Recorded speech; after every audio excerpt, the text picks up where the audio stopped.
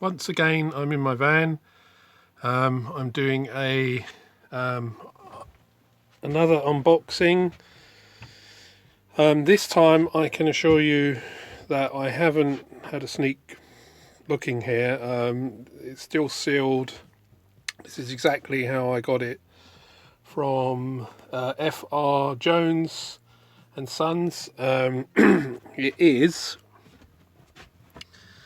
this, the pole saw PA1100. This is the Husqvarna catalogue, and that's the recommended retail price of £270. It was part of a bulk a multiple order, and I paid £198 for it. So I'm going to open it up now. I'm using a tablet again. I'm on my own, so I'm going to have to switch between filming and putting it down to do bits and pieces and picking it back up, but I'll do my best. So I'm going to open it now. So I've got my knife. Right. Let's see where I open this, because I want to keep the box when I go perhaps to sell it. Right, so I promise you I haven't opened this and resealed it with tape or anything. This is how it came.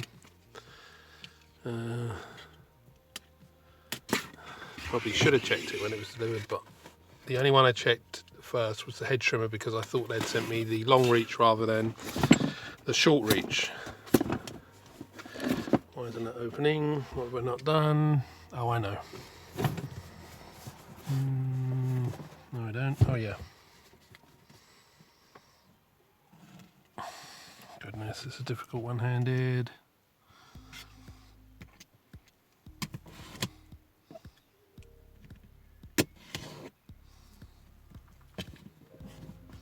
If you can hear that, I've actually just got a fly come in the van, but I'm going to carry on. Alright, that should be it. Is it? Yep, that should be it. Why is it not opening? Hey, that one's done. Ah, there we go. It still seems to be holding it there. Ah, it's a staple. Right.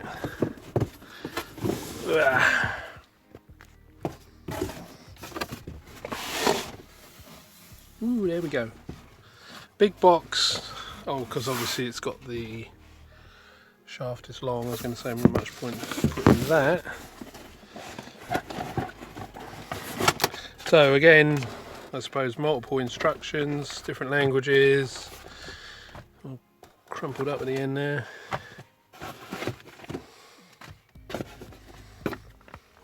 There onto one side.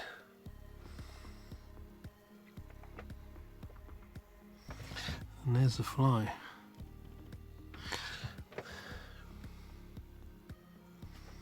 Okay, I'm going to get that out because I don't think I can manage that one-handed, and I'll come back on. Whoops. So this is what you get in that box.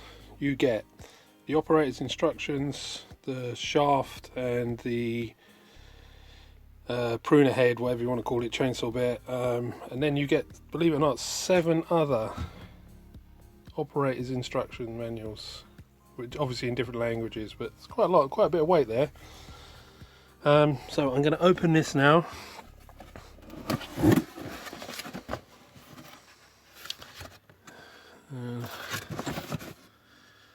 There you go. You see that?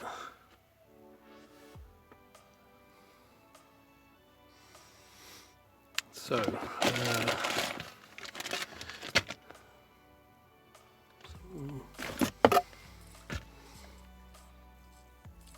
sort of harnessing.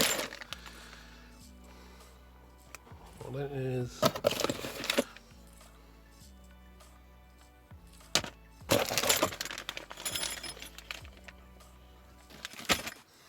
It will be good to see how the instructions were compared to the hedge trimmer. It wasn't too bad. It was fairly straightforward, but I seem to end up with a bag of screws that didn't seem to have any, whether they just, if bits and pieces needed replacing, but they certainly didn't have any relevance to the assembly. The installing, setting up, but I think there's going to be a bit more to this one than the other one. But right, let me just put everything in order and open things up, have a look at the instructions, and then I will get back to you. So here's what you get in that box, and you get, let me just refer you to this, harness, obviously get the shaft, the bar, harness, I don't know what you would call that. See what it says. That's number 4. Harness support hook. There you go. Chain, etc. There seems to be a bit more to do to put this together. I've noticed, which I like the other, like hedge trimmer, the hedge trimmer attachment, all came with like a grease, little tube of grease to use, and then obviously once you to get you started, and then you go out obviously and get your own. But this, I thought there might be some sort of lubricating oil, a little tub of it perhaps, rather than another 7 booklets in there maybe. But anyway, I'm going to begin putting it together, and if I have any issues, I will show you them or tell you about them, but I will sort of try and show you a step-by-step following the instructions, and let you know whether it's easy or hard or just how it goes generally. So here's the operator's manual. So I'm beginning to put it together now, but let's start right at the beginning. So you got this page which gives you a comprehensive explanation of the parts and what they are, their names, and then it goes on to safety instructions, which is obviously important. How to file the teeth, how to maintain them, tension in the chain, etc. Then it goes more, gives you more safety instructions, what to do if the lubricant doesn't work, checking wear on cutting equipment, more, personal protection, safety instructions while at work, safety instructions are completing work, basic working techniques, which I do appreciate. And they obviously are important. It gives you basic, this was quite interesting, cutting instructions. And it's not till page 15 that you get the assembly instructions, which I don't know, maybe it's just me, I thought it was a bit weird. So the first thing first, right? It's this piece here.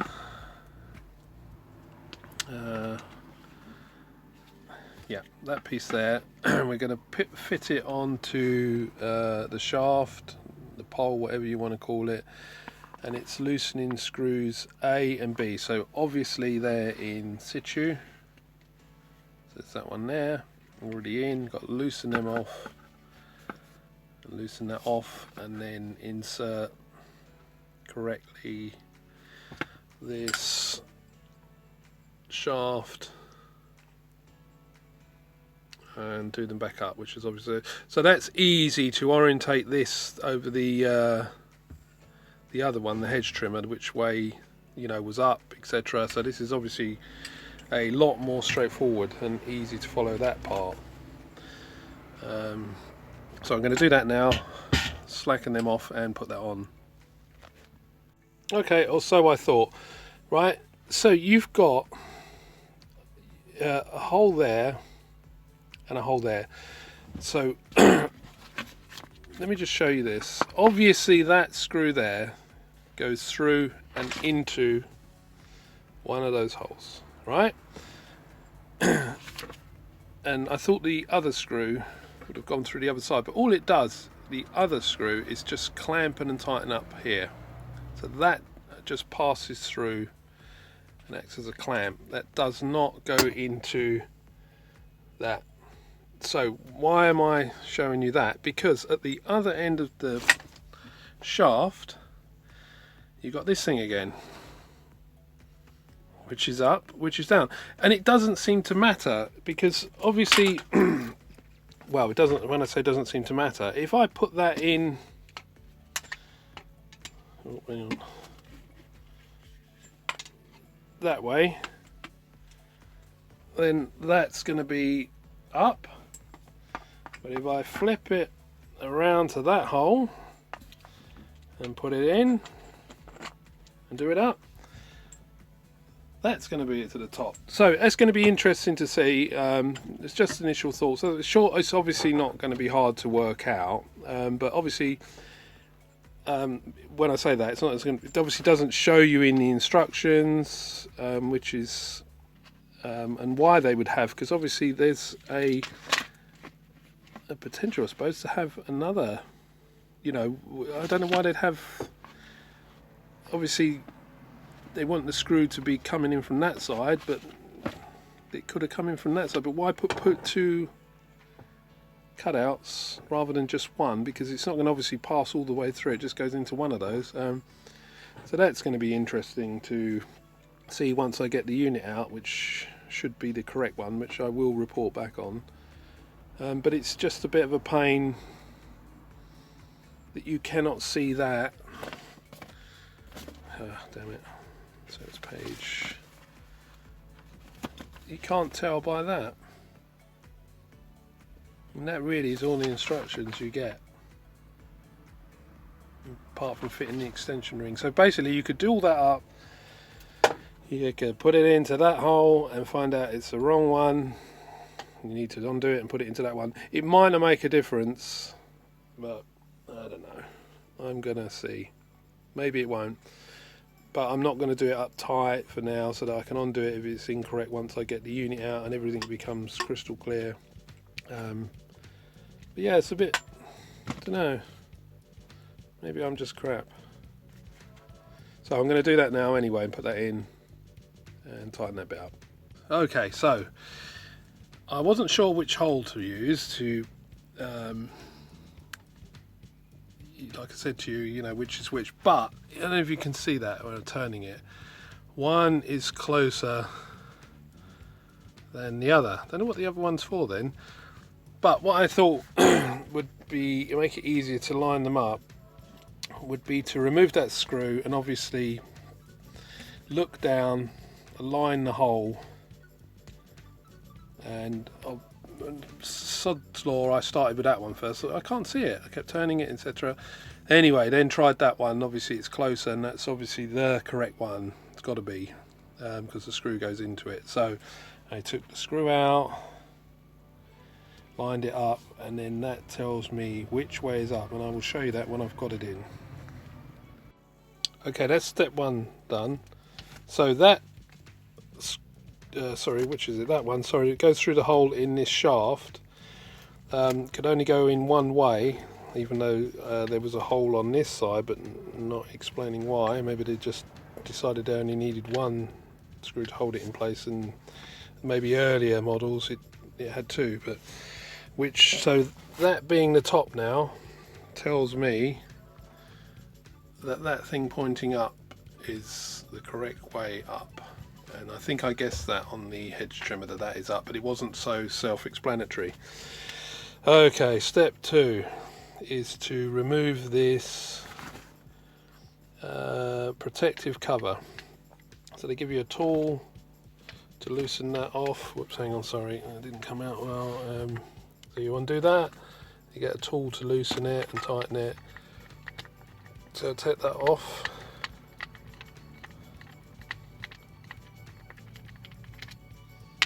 Woo.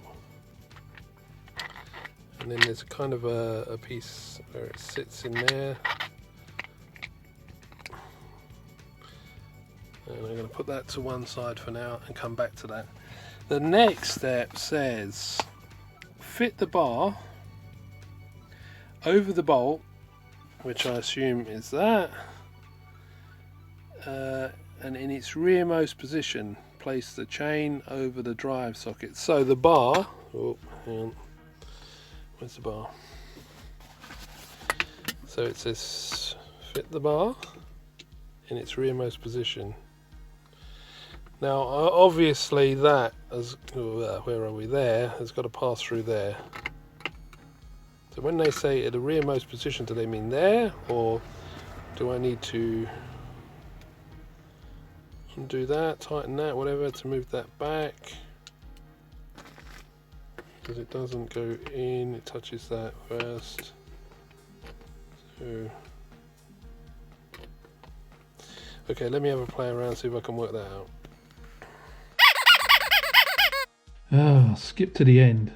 I was rushing, it was getting late, and the instructions at this point was lost in translation and things didn't quite work out. I needed pole saw on the job, but when I finished I decided to refilm the bar and chain setup exactly as I did it from the box. So here goes, take two. Just showing you that the combi tool for the pole pruner is different than, say, for the hedge trimmer, etc.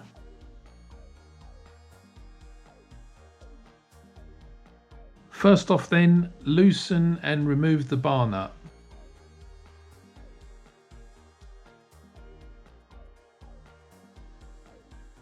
Remove the protective cover.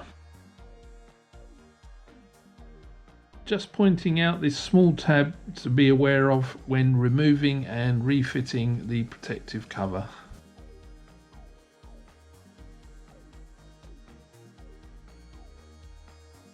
As I'm demonstrating here, out of the box the bar didn't meet with the adjuster pin, so using the combi tool I had to turn the chain tensioning screw until they were aligned.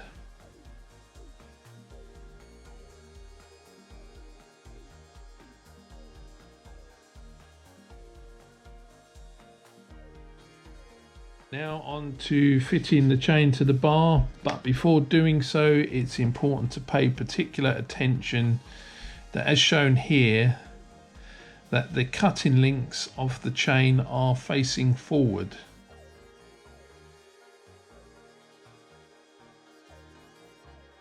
To aid fitting the chain, I found it easiest to adjust the adjuster pin so that the bar was in its rearmost position. Make sure that the drive links, which are those shark type teeth on the underneath of the chain, fit correctly in the drive sprocket and the groove on the bar.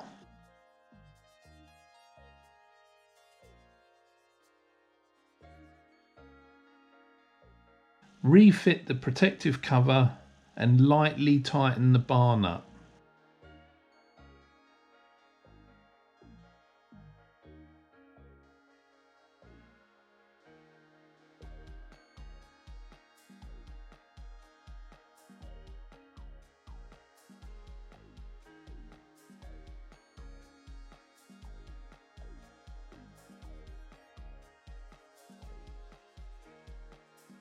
Tension the chain now by turning the chain tensioning screw clockwise using your combi tool.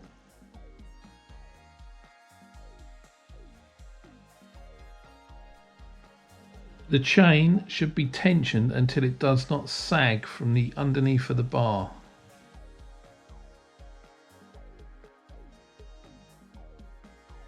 To quote Husqvarna, the chain is correctly tensioned when it does not sag from the underneath of the bar, but can still be turned easily by hand.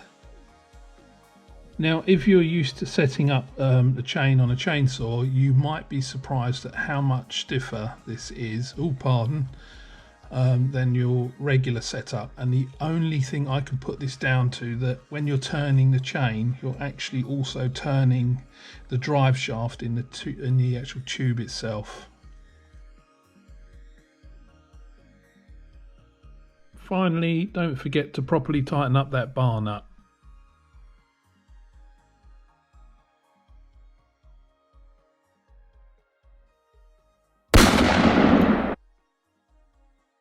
A closer look at the handguard then.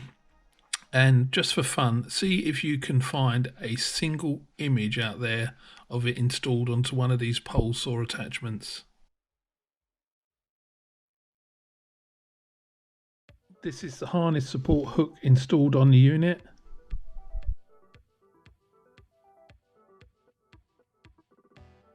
And a couple of accessories I bought now, and this is the Husqvarna combination gauge. And lastly, this is a rat tail file that I bought as well.